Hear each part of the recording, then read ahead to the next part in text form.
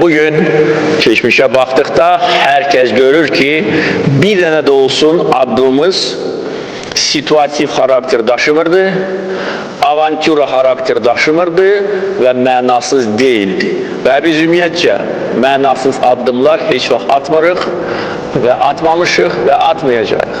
Və bugün hansı addımlar atılırsa, o addımların hədəfə doğru getmək üçün böyük mənası var. Sentyabr ayında keçirilmiş antiterror əməliyyatı bir daha silahlı qüvvələrimizin gücünü göstərdi.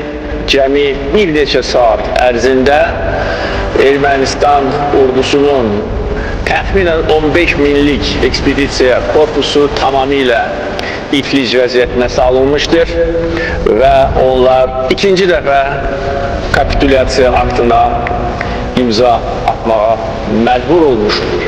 Bununla da Azərbaycan ərazisində separatizmin kökü kəsildi. Bununla da Azərbaycan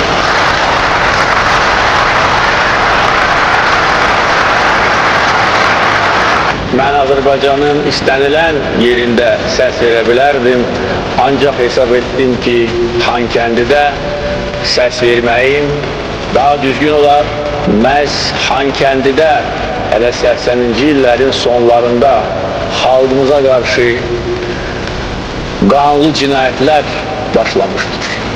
Məhz Xankəndidə səs verdiyim binada xalqımıza qarşı soyqırımı planlaşdırılırdı və oradan idarə olunurdu. Məhz orada 30 il bizim tarixi yerimizi Pənahəli xan tərəfindən salınan bu məkanı qanunsuz zəbt edən şeytanlar məhz orada da öz sükutunu özləri tətbiq etmişlər.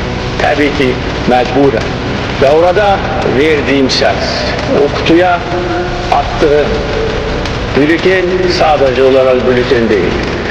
Bu, erməni separatçılarının tabutuna vurulan son mismarı.